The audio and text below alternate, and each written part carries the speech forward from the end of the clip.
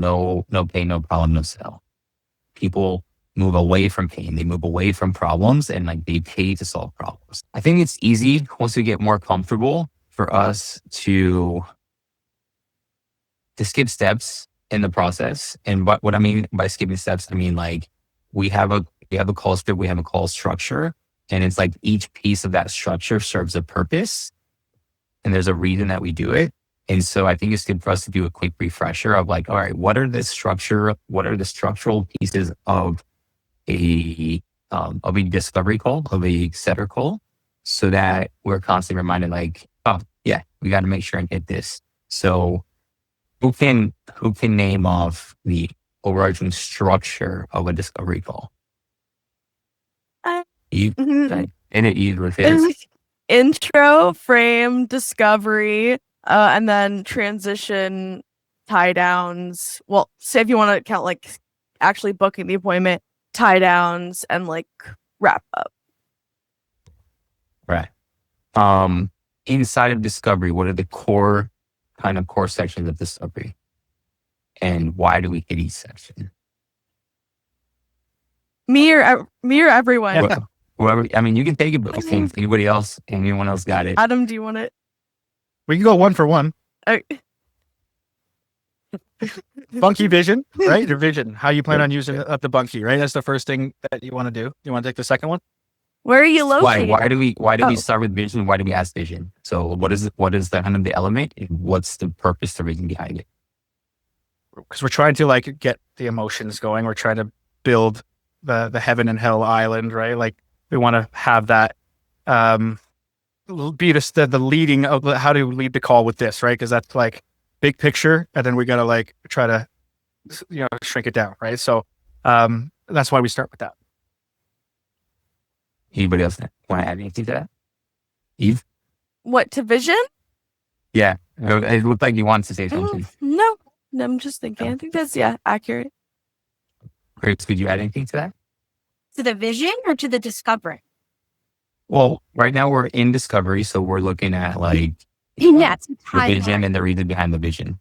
Timeline. Well, the vision behind the vision, the emotion, right? We're trying to get the main purpose of the vision part is to get some sort of emotion, right? Emotion behind their use case, their purpose. Yeah. Yeah. Exactly.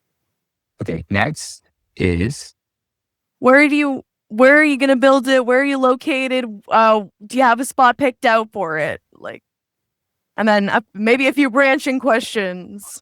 Yeah. Is this why do we ask that question? Yeah. So to ensure they have the property or have a plan that involves property that would be suitable for a bunkie to be on, that they understand that's intended to be in a permanent place on a foundation. So we have an understanding that they have a place on their property. They have the foresight to see this is where it could be. Mm-hmm. This is where I could put a foundation. This is where a permanent structure could go. Then we could go somewhere with that, If you don't have those things, like the very basis of their planning stage, right? Like to know that they've even thought about that a little bit, right? To be like, well, it would go here, right? Okay, like you haven't thought about it enough that you know where it would go. You can picture it in your mind that you can see it here, right? Like, okay, rather than sometimes, you ask that question, who knows? I got lots of space, right? Like, it's like, well, okay, let's try to hone in on the lots of space you have. Do you have maybe one or two spots that you think would be really good? Maybe something that faces the sun in the mornings or something like, try to do something where you're like, get a little bit more out of them. And then they'll tell you, yeah, sure. Actually, I was thinking about putting it here or something. Right. Yep.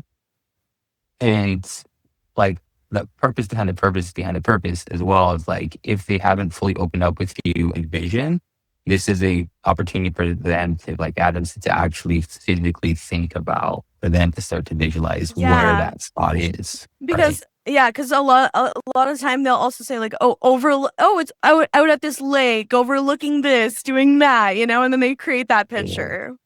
Yeah, I'm sure we've even seen it where like you'll ask that question and they have an original spot, or like the vision was they were telling you about the original spot. And you kind of ask that question, and then they think of another place that could also be good and maybe better than the first spot, right? So it's just kind of like, it's good to ask these questions, right? Because it really gets people thinking of like, what's the best place to put it? But sometimes when you do get to that, people think that they're like, actually, I might actually have enough room for two, and then you're like, sweet. Yeah. That's the money. You got enough room. That's the best. Yeah. Two might be an idea. Yeah, exactly. All right, cool. What's the next piece of discovery? The one I think that I was going to say, it's the one that squeaks by a lot of times. And that's the one where you're like, what are you currently doing for your solution for this pain, for this vision, right? What are you currently doing? Yeah. Why do we ask? Again, I think it's like more of an emotional question to get to the like, it's guest space. I have people sleeping on my floor. It's a matter of privacy. It's a matter of, like having the space. It's like, no, what they're currently doing is oftentimes, like, I have people that oftentimes are like, oh yeah, we're just camping on this blank piece of property to visit there every time we go up. And I'm like, I'm 27 years old and I'm done with camping for the rest of my life. So I like, yeah, okay, you just get like a bunkie or something. Like. That's great. So, problem awareness, right? So this is like, you guys probably hear me say this a lot, like no pain, no problem, no sell, right? And so like if we're at a time where urgency isn't like super strong, then by expanding vision emotionally, we can build urgency because there's a strong desire.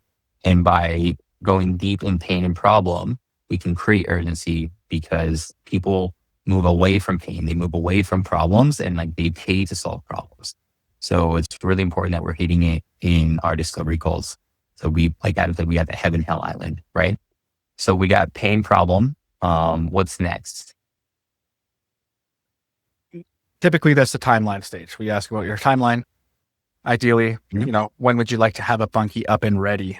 In a perfect world to you, when would you like to have one up and ready? Right? Trying to, again, get that, see where that urgency comes from, see all that. And then sometimes it's right away. And you're like, oh, awesome. Sometimes it's not, right? But you're just trying to gauge it. Cool.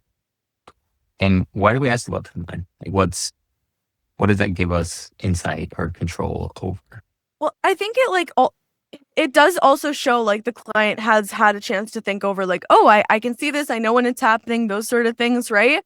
But see if their timeline does align with, like how things work here, where usually it is an 8 to 12 week wait. So it can be a problem, even though a lot of the time I got someone that was like 1 week yesterday. I tried to get them in as soon as possible to see if something was possible, but it wasn't. But, like at the time. So it's just like, if it's earlier, it's great, but it's that sort of probing around that as well. It's like, do you have an event? Hey, by the way, my name is Chris Sanchez and I build predictable, elite, and fully systemized sales teams. I've helped clients generate over $54 million in revenue and ramped countless sales reps using the approach that I call the sales team operating system. What you just watched was a real sales team OS session that I pulled from a live client. If you want to see exactly how I run, manage, and scale elite 8-figure sales teams, don't click away just yet. In this next video right here, there's another sales team OS breakdown where I go deeper into the building, coaching, managing elite reps. Go ahead and click it and enjoy. Cheers.